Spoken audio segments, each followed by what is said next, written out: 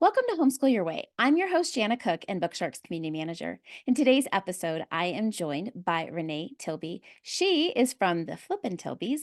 They are a road schooling family who are on a years-long adventure to educate their children on the road in different areas of the country, doing different projects. So I am so excited today to talk about what this experience has been like for Renee and her family, and to encourage you guys that no matter how you choose to homeschool, it's what is best for you and what works for you. So let me introduce you to Renee. Hi, Renee. Hi, Jana. Thank you so much for having me on. This is a lot of fun. We chatted a few weeks ago, and I'm really excited to be able to have some time to chat with you some more about homeschooling and why we chose to do what we do. Well, and what a difference a few weeks can make for a family who is road schooling, because when we chatted, you were Yes. on the west side of the United States, and now you're almost as far east as you can be. Where are you guys currently at, and what is your current living situation? We are currently outside of Augusta, Maine, and last time we talked a few weeks ago, we were outside of Salt Lake City, Utah. So we actually did a very long haul. We went from Utah to Maine in like 4 days. It was crazy. I do not recommend it. But we've been RVing for 5 years. We sold our house, I guess it's probably coming up on six this March. We sold our house in March of 2018. We kind of were sick of the rat race a little bit, and we just wanted to do something different. And so we had already homeschooled, and I really wanted to deepen the kids' just really homeschooling experience. I feel like when you can be there, the more senses are involved in any learning experience, the better you're going to pick it up. So I kind of a nomad at heart, and so I pestered my husband for a year before he finally decided that he would give it a go. I said, we can always go back to being normal. Let's do it for a little while. So we've been living in the RV for 5 years as we travel the United States. And then in Maine right now, this is the first time we have been in a house since 2018. So we are renting a house for the next few months because my husband got a work contract up here, and we decided to kind of, sometimes it's nice to put down roots for a little bit, especially when we're so used to moving all of the time. So yeah, we are in a house right now. Our RV is right outside though. It's ready to hitch back up and hit the road again as soon as it warms up. So yep, that's where we're at, and that is our living situation. So give our audience a brief rundown of what the Flippin' Tilbys is all about. Okay, well, we are not very niched, so we're a bit of all over the place.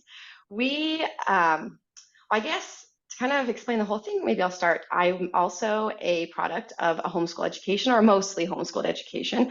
I did attend public school as a senior, and that's where I met my husband, so it's a good thing I did go the 1 year.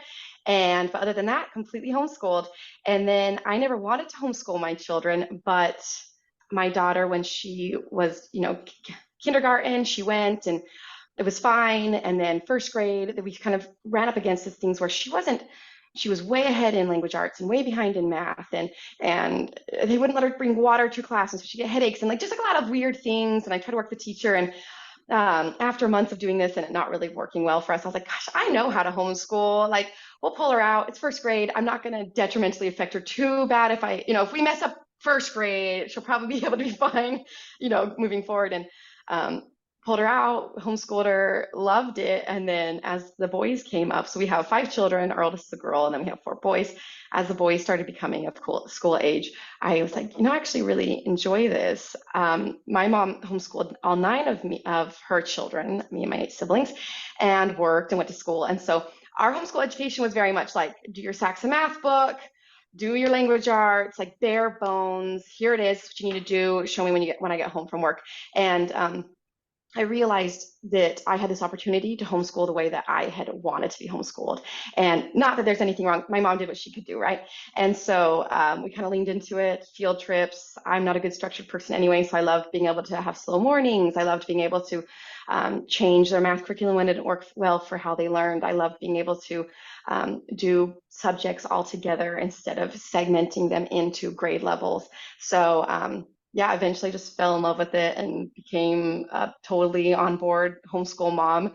And then we fast forward quite a few years. My husband has a good job. We went through the recession, which was really rough for us. And because we got married in 2007, having kids. So we really like we were teenagers too. I got pregnant in high school, so teenagers trying to have kids, like have a like I don't know, trying to do life during a recession. And so then in 2017, we're done having kids. He has a good job. We have a good house, all these things. And I just was like, we made it. We got the American dream, right? Here we are. We worked so hard this last decade to get to this point, and we're here. And I was like, and it's not what I expected it to be. So we were flipping RVs at that time, which is where the Flippin' Tilbys come. We were buying them from insurance auctions. We're both very handy, both have backgrounds in construction. And randomly enough, yes, I do electrical, I've done sheetrock, I've done framing, I've done plumbing, all those things. And so my husband is as well. And so we would buy them from insurance auctions, we'd fix them, we'd sell them. And I was like, hey, we're making enough money off of the flipping the RVs that we could just take the job out of it and just do that, and the house and the mortgage out of it and do it. And so for a year, I just bugged him, and eventually he was like, all right, let's do it. So we hit the road, flipping RVs in between our travels. And so we would do like a season of traveling and a season of stationary life and renovations. And I mean, there's a lot more to the story, but basically that's kind of the path. And eventually we started sharing. People were curious, like, oh, what are you doing with these renovations? Well, first we were just flipping, but ended up going to renovations. So we started sharing them on social media. I didn't really have any platform or any direction. We got traction, got a few like magazine features, like online magazine features for our renovations. And I was like, I really enjoy this. It's a lot of fun. So yeah, for the next 4 or 5 years, that's what we continued to do, was renovate for a season and travel for a season. And it really afforded us this beautiful opportunity to, if we're outside the Grand Canyon, then we're learning about the geology of that area, and we're learning about the Native American tribes in that area. And then we're going to the Four Corners and we're buying jewelry from Native Americans that their ancestors have been there for, thousands of years. And so, and we're in that area for 2, 3 months, because with RV life, we can slow travel. And so it's not just like hitting the highlights and learning like a few tidbits. It's like really being able to immerse yourself in not only the ancient culture when you're going to like ruins and things like that, but like kind of how those people have evolved in what they're living in modern day life. And so, yeah, it's been beautiful, and we've really enjoyed that. So on our social media, we share our renovations, we share our travels. I mean, it's not a homeschool account, I wouldn't say, but I do share what we're traveling to and what we're learning. It's kind of just what we are doing, not niched, and whatever random stuff I feel like sharing at that time.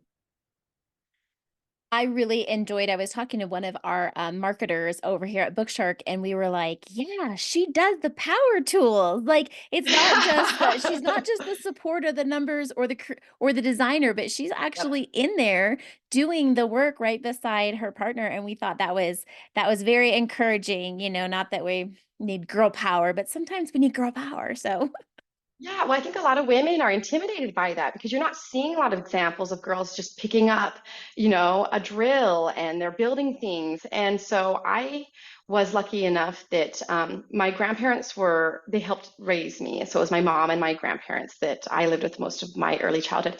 And my grandpa just took me under his wing, and he taught me how to tile floors and wallpaper and use chainsaws and plumb things and change out brake pads. And so all these things are things that I was around on a regular basis, and I didn't know that it was weird, right? And I just love being hands on. And so it's been really fun having, Sean has more of like small engine repair and things like that. So we kind of combined a lot of and he welds and all that. So we kind of combined a lot of our skill sets in doing the RV flips and renovations. And that's actually one of my, because I've got a few kind of when I lose sight of what my social media is for, because sometimes it can feel like insipid and soulless, and why am I doing this? And so whenever I lose sight of that, I kind of like, what is the point? And one of my things is I want to show women that they can build things and they don't have to wait for their husband to come home, all those things.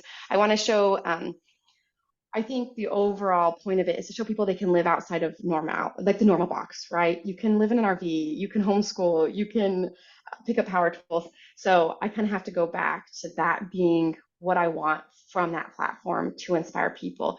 And so I've thought about that, actually, like wanting to lean into that more, the showing women how to build things.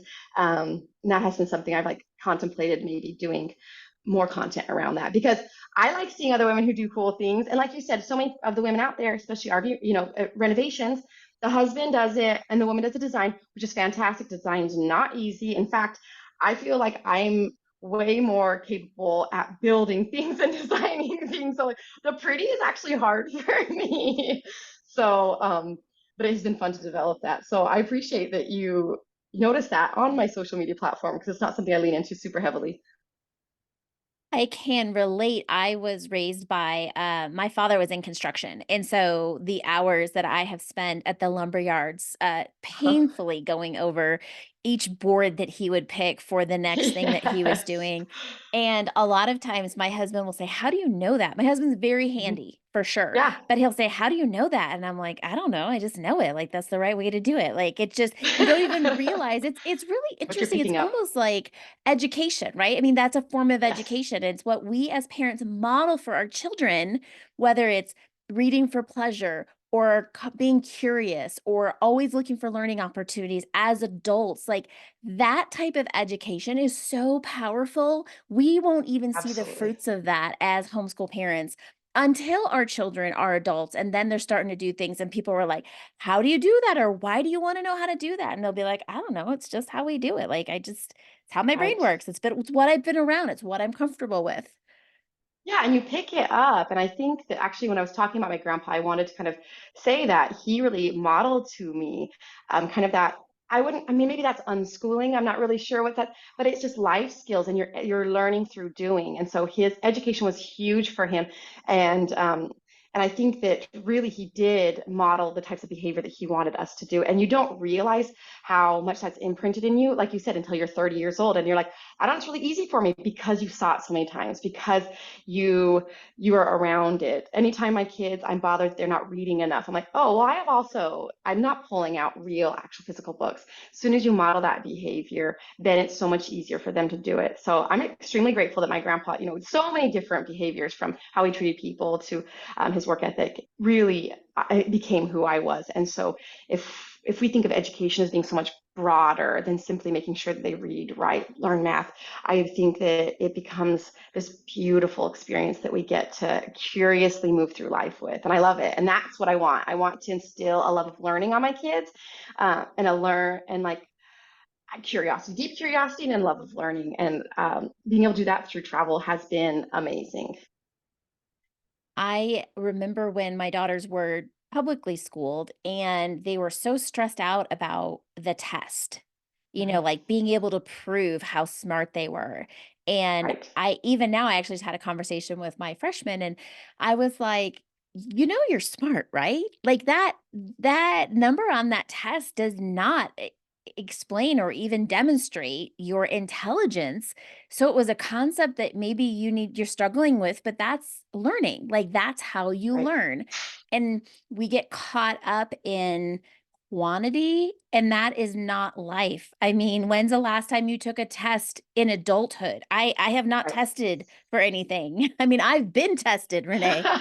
Why Life did tests they you, right? with those teenagers in my home? But I've not had no one has handed me a Scantron and a booklet of questions and said, let's gauge where you're at in life. It just isn't real life. And so one of the things that homeschool really does afford us is to be able to get outside of this box of education and say, okay, what are they really going to need in real life? Like, Yep. unless they are have a path for something that's very technical. And even then, we're finding ways around the Right. degrees. Computers can do a lot of that way better than we can. And so, are we teaching the soft skills of interpersonal communication? Are we teaching the soft skills of actually being able to take care of yourself and your own emotionality, right? Like, are all those things being integrated into your education, right?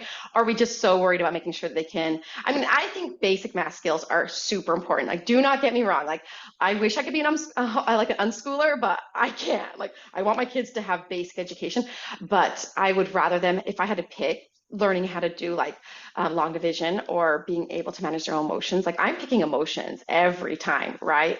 I think it really boils down to, like you were saying, the measurable or the visible and the non-visible, like what is it? Oh, there's a term. I listened to Chris Willicks's podcast and he talks about that. Like visible and non-visible metrics. So like social media, we get so stuck on like what the number is of our social media. In school, we get so caught up on like the grade or making sure we pass the test, and it's a visible metric, right? And we're measuring our worth and our success in the world as this visible metric, and when in fact, pretty much anything that actually means anything is a non-visible metric, like how well you're going to be able to deal with the pressure of a job interview, right? All of these things, right? Dealing with somebody, a spouse, or somebody that has conflicting, like ideas with you. All of these things matter so much more, and they're non-visible metrics, right? Like, so I think that it's super important for our kids to realize that their worth isn't tied up in a grade. It's not tied up in a social media number. And there's so many ways of measuring your success that are outside of that. And I think homeschooling does open up that box of like perception. I would like to go back to what you had said about achieving the American dream and realizing it wasn't what it had been built up to us. This idea that you get married and you have kids and you have a house, or you grow up and you go to college and you have a career. And it's like all of a sudden you had achieved what you had set out to achieve at a very young age. And there was, what would you say that feeling was when you stopped and kind of realized that? It was a weird feeling because I think for so many years, we've gotten married, and then the next step was a house, right? So we worked so hard to get a house. As soon as we bought our first house, I mean, we're like 20 years old, barely, barely adults, right? Our daughter's like 18 months old, and we're buying our first house in 2008.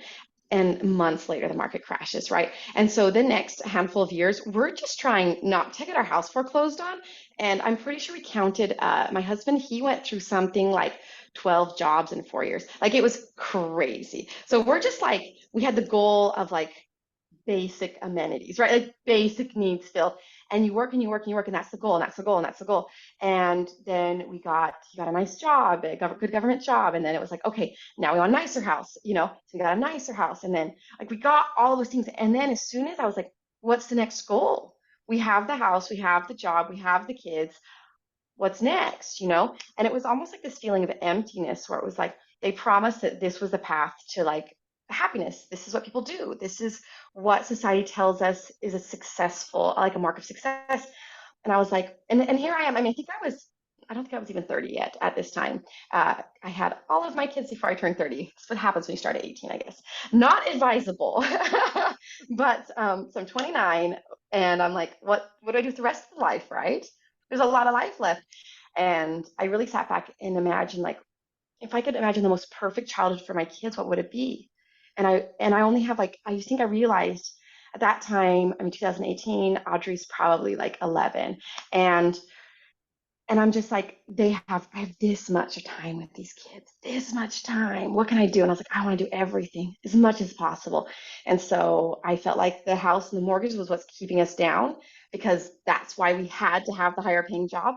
Got rid of both of those, and we were able to go and do whatever we wanted because our costs were just so much lower. And we thought we'd do it for like a year or two, and we really are. I think we are almost at 6 years at this point in time. March. I'm not I'm not good at math, guys. Like I shouldn't be admitting this because I don't teach my kids. 2018 to 2024. Yeah, I think that's 6 years. So for me, it felt empty, and I felt a little bit like lied to, that they tell you this is a path to success. But it was really freeing when I realized like I actually get to do what I want with my life. And I don't think everyone needs to sell their house and quit their job and sell everything that they own and move an RV. But I think that being able to be open to things outside of the box really makes it free. Even if you still choose exactly what you have, you still know those are options for you. And I think there's something really beautiful in that as well. Would you attribute your home education and the non-traditional life that you had led, um, A, partly what drove you to that American dream, but then also what helped you step outside of that box knowing that you would be okay if you chose something different? I love this question because, yes, growing up, I felt like the weirdo.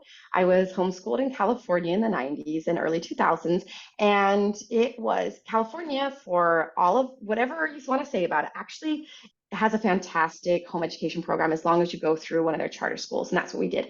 And I actually had a really incredible homeschool education, but I was the weirdo, right? I had people specifically tell me I was the weirdo.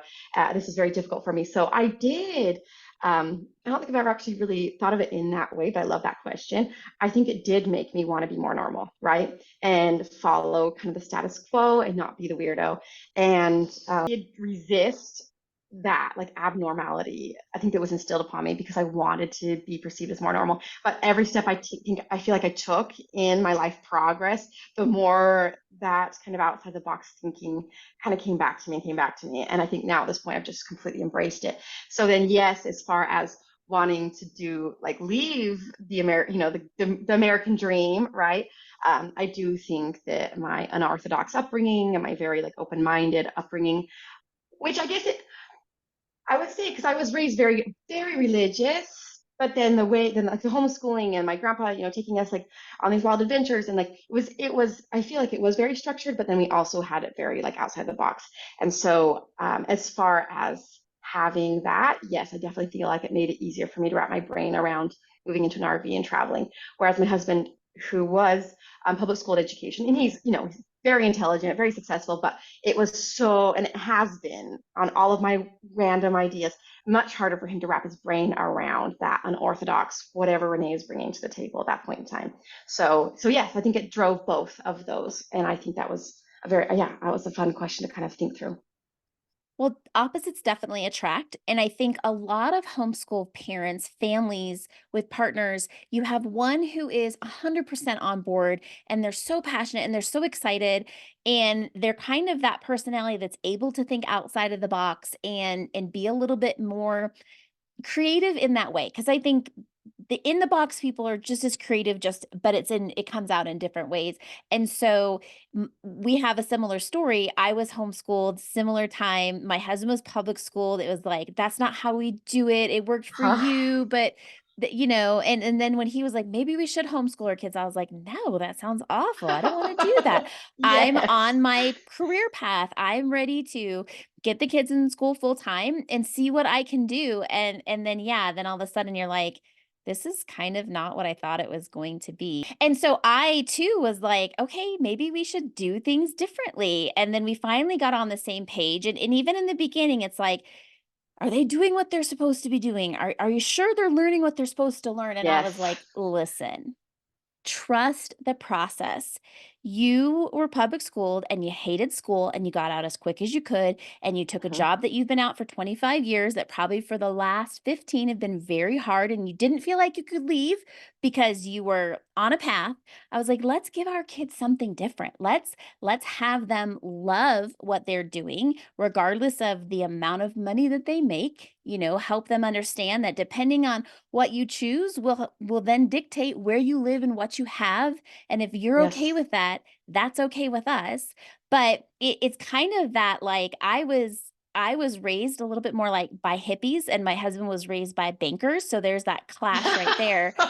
But I have to agree with you that now as I'm aging and my kids are coming into adulthood, I am just embracing the fact that like I'm really more of a hippie than I ever wanted to admit, because I see now that there is beauty in just letting some of these societal norms go and just live with what makes you happy and not what appears to be what everybody else is happy with. And to give that to our children, this idea that you don't have to do it like everyone else is doing it, because you're different and we're all different. And as long as we're doing the work and we're putting in the time and we're not slacking, because there is no slacking around allowed around here.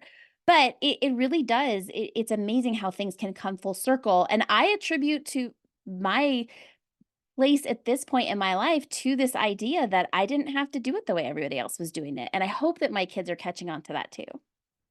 And I think that's a gift, that freedom of I don't have to do it like everybody else did or is doing it, right? And I think that being able to have that mindset allows us to look at the world in a completely different perspective.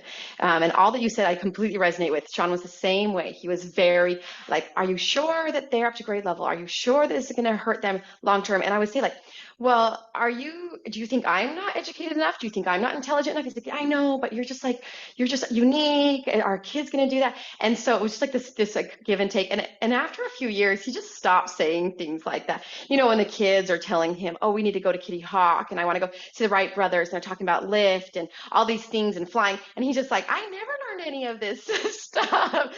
And I think I have no problem with public school. I think that it's a complete necessary entity, and I think that some people it works fantastically for, like children, families. It's a great structure for some people. But I went my 1 year, my senior year, and I was so excited to go to public school, and I was raising my hand, and I was excited to learn, and I got called brown noser and teacher's pet and suck up and a know-it-all and all these things because no one gets to their senior year in high school still with their love of learning intact, right?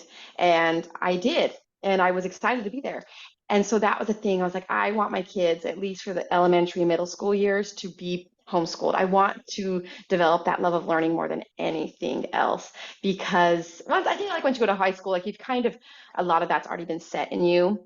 And it's like my daughter, she's going to her junior year right now, and I'm hoping that it doesn't kill her love of learning too much. But really, I think those are some of the most important things of just like this developing this love of learning and allowing them to have this really wide worldview of anything's an option. And I love that.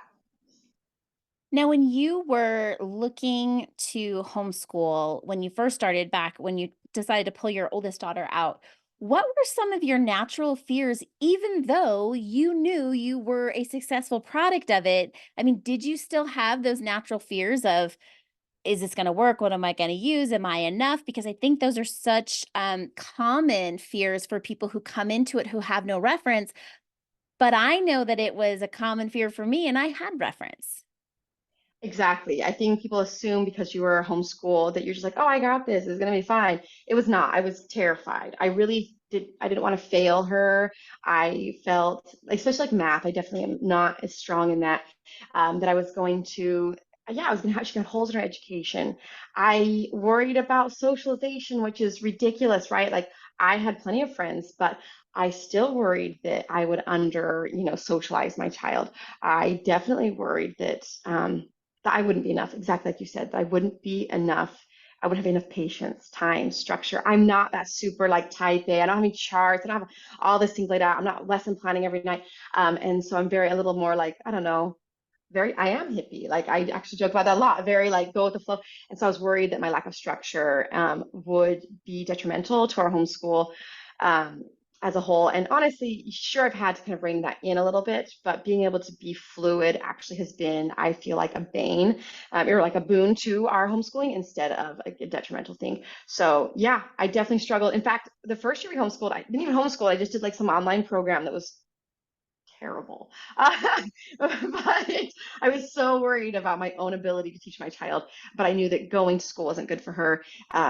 She was having like a lot of like really big like emotional like breakdowns when she come home, and she's like a 6 year old kid, and it was too much for her being all day at school. And so I just oh, I'll keep her for like a year or two until she can go. And so I just was like, but here's the computer, they'll teach you. And then after you're like, this is bad. Like I can do so much better. And so slowly I did more and more on my own, less and less computer, and now we just do all of it. But yeah, it was years of me gaining that confidence, even though I did, K through 11th grade as a homeschooled child. Absolutely. Everyone struggles with it. Everyone does, I feel like. I hope that is an encouragement to those who are listening because I do feel like sometimes when you get on social media or you listen to a podcast and you hear the highlights and you're like, they're so confident, they have it all together. And I'm like, no, that's not true at all. Like it's just, I'm We're all 8 years winging it. in. Yeah, we're all crossing our fingers and hoping for the best, but science, time, and example tells us that this is a good choice if it's working for your family. And I put my older two in a public brick and mortar for high school, and they ended up doing college classes. And now we're not doing that. We're only doing part time with our youngest, and I'm not even sure we'll do that next year. So it's like you kind of have to what's going on, in your own home, what's going on within your own child, depending on what's going happening that year even. It's so that you just can't feel like it's set in stone. You've made a choice now. You made your bed, you gotta lie in it, right? Yeah, and I think that that's actually one of the amazing things about it. You're able to make take the buffet of educational offerings and choose what works for your child at that time, right? Whether it's homeschooling, whether it's dual enrollment, whether it's full-time public school. And that's the thing, like my daughter's in public school, and I told her, like, I have no problems pulling you out. It's like you hate it after 2 months, like we'll pull you out. I don't care. I want education's for you, you're not for education. So I that's like we're making it work for them. There's no shame in being like, I think my child will do better, or I do not have the emotional tenacity this year to homeschool my children, and I know it'll be more beneficial if they go to public school than me trying to muscle through. Like sometimes we hit those points where for our family, there's no shame in changing it up because that's what you need to do best. And but I think that's what's beautiful about it because you get to choose what works for our child at that time. So, but I do think I like doing the younger grades homeschooled for multiple reasons, right? I think that it does work really, really well. So, and I think we might be 10 years in actually. Once I'm not even going to try you guys to do the math on how long we've done it. Since my daughter was in second grade or first grade and she's in 11th. So that sounds like 10 years, right? That sounds close enough. That sounds good. I want to point out that I believe you're actually probably really good at a type of math if you're able to cut and measure and Yeah. estimate how much flooring you're going to need. So that is all a type of math that I'm going to bet you're probably really good at, Renee. I joke with my husband that we need to switch to the metric system because when we're using inches, I have to be like, I need you to cut it from 5 3/8 to 7 8/10, whatever, 7 and 8, 8/16 or whatever. I guess 8/16 would be a half. But and then I said we really need to do like the metric because it's way easier to do centimeters. And I don't have to do halves, or I can just do like 100 millimeters or 100 centimeters to this. So I joke that it would be easier because I can't hold more than two numbers in my brain at once. So yeah, I can figure it out, but I don't think I'm definitely more of a visual human. But I think recognizing that my brain works stronger in other ways has been nice when I'm recognizing it in my children. So when they're struggling with the same things, like their brain just works differently. So it's finding different ways to make that work well and make sense to them.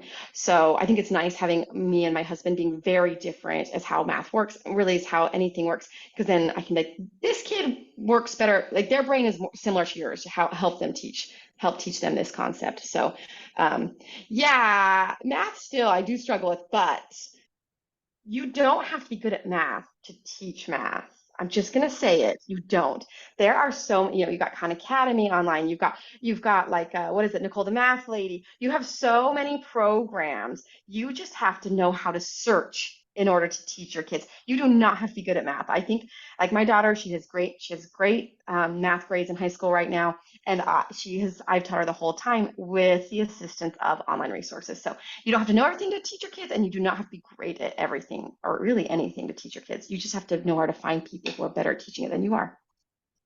And I think you just have to be excited about what's happening. I mean, that's all humans really want. I mean, you walk into a room, and maybe this is just me, and I come up with a ridiculous idea, and I can pretty much sell it as long as like I'm excited about it, like with my Yeah, family. And then sometimes we're in the middle of it, they're like, "How did we get here?"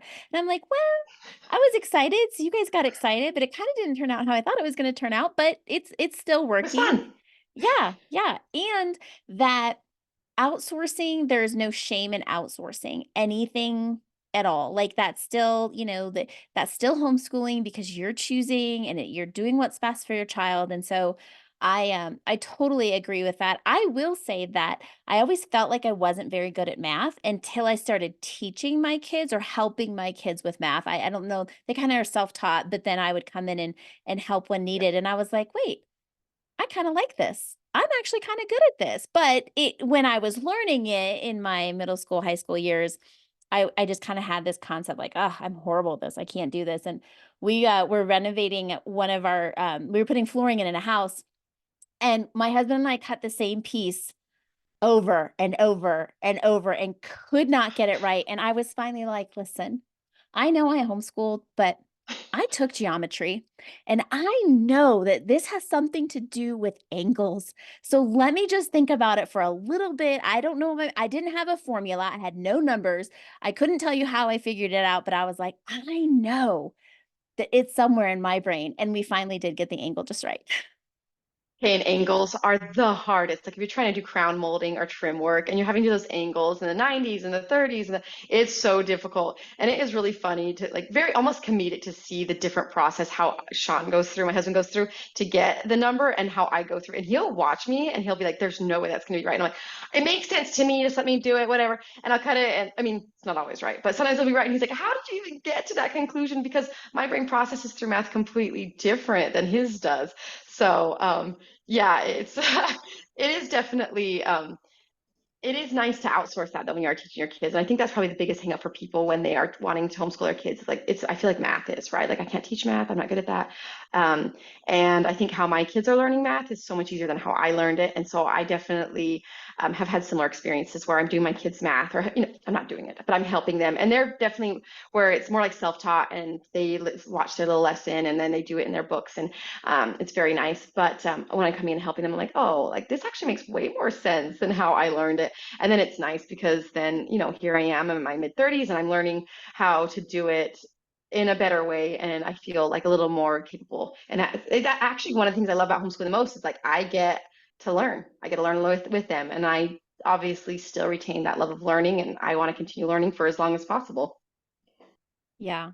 And we hope, for me, it's like my biggest hope is that that carries into my children and then they carry that into their adulthood because that would really make my journey in the end like accomplished. Like we did it. Like good job. It wasn't about what they chose to do as a career or how much money they ended up making, but it was like that they still wanted to learn even as they had achieved all of those things. And so I think that's one, homeschooling now has changed drastically with the amount that what you can choose from. There's analysis paralysis, there's so many different things, but I think we can all agree that the goal is that our children learn, right? It's just like that is the point. So no matter how you do it or what you choose, if your kids are learning, then we're all achieving the same goal, which is, we're going to produce members of society that contribute in a meaningful way.